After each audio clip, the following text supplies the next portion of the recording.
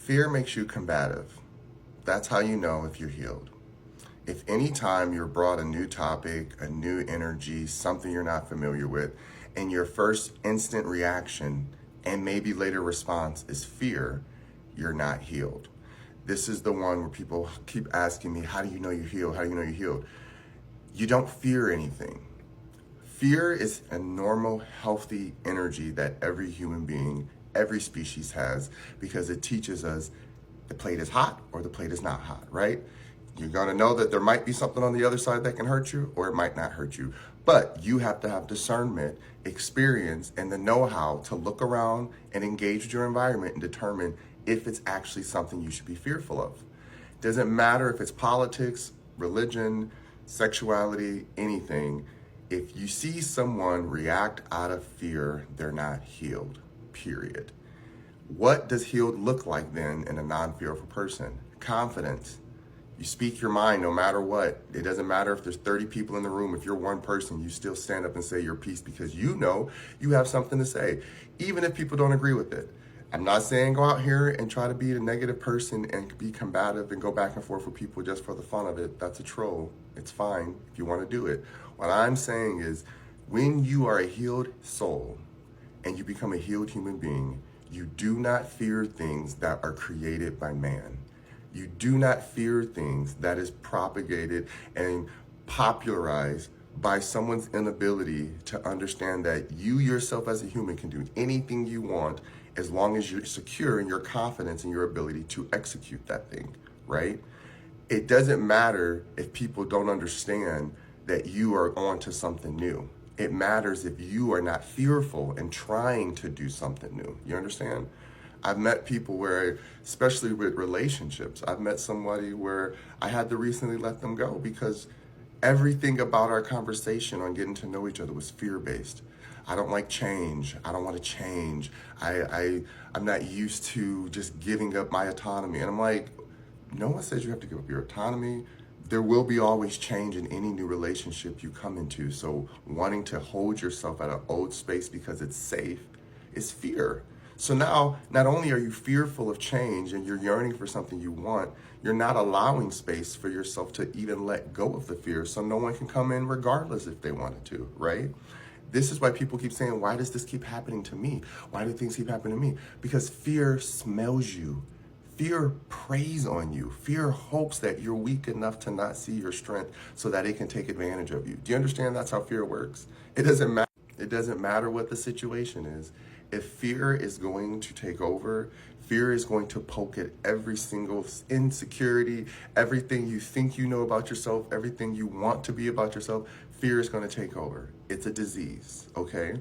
So when I see people pushing fear and believing in fear and trusting fear over trusting their heart, over trusting their soul, over trusting their gut intuition. Because I've heard people say it before, man, I was so afraid and I didn't try and I didn't want to. And then I saw somebody else do it and it wasn't even as hard as I thought. And now they got the winning prize and they got the winning seat. And now that should have been my seat. Should have been, would have been, could have been. You didn't do nothing because of fear. You understand? That's how it works. Things you should fear. Stepping on a train track when a train is coming. That's scary. You should fear that. What you should not fear is having an open communication about the things that you require out of relationships that make you feel safe and be vulnerable without someone attacking you, right? That's where we get to the place of confidence. So then when we go out and say, this is what I want.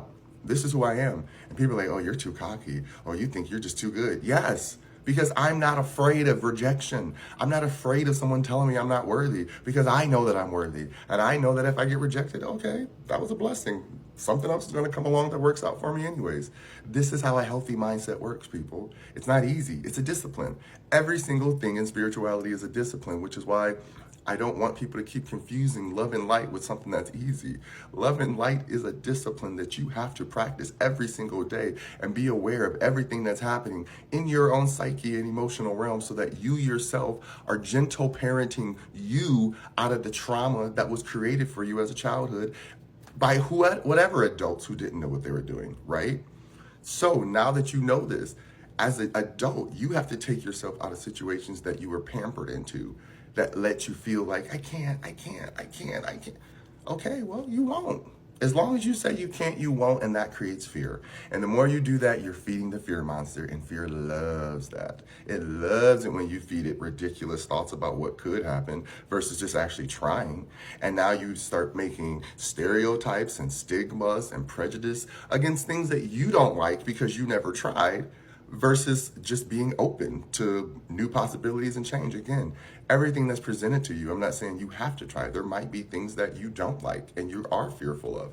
That's okay. But recognize that there's a fear there versus creating a prejudice and walking away saying, oh, I'm not afraid. Only losers do that. You see that? You see how you could project and gaslight a situation into being something negative because you're afraid to try? Oh, I would never do that. Ugh, only poor people do that, right? That's fear talking, because you sound crazy when you say it, but people still walk around saying silly stuff like that. I would never. Yes, you would if you had to. If you were put in a situation where you had no choice, yes, you would. Most people would. And if they don't, good for them. That means that they have a good sense of autonomy, but that doesn't change the fact that everyone is going to have some level of fear that they have to learn how to conquer and overcome. But it can't be through prejudice, and it can't be through gaslighting, and it can't be trying to put others down until you learn how to do it. And then when you learn how to do it, okay, now it's cool again, right? There's so many different ways that fear manifests. The most important one is bullying. You can see it in people's eyes when they start to want to bully someone. They're afraid of something they have, or they're jealous of something they have. But remember, jealousy is a type of fear to me, right? What you jealous of? That means you think that they can take something from you that belongs to you, right? Or you think that you can't have something that they don't have. All right, well, that's still a fear of achievement. That's still a fear of doing. So fear is to blame.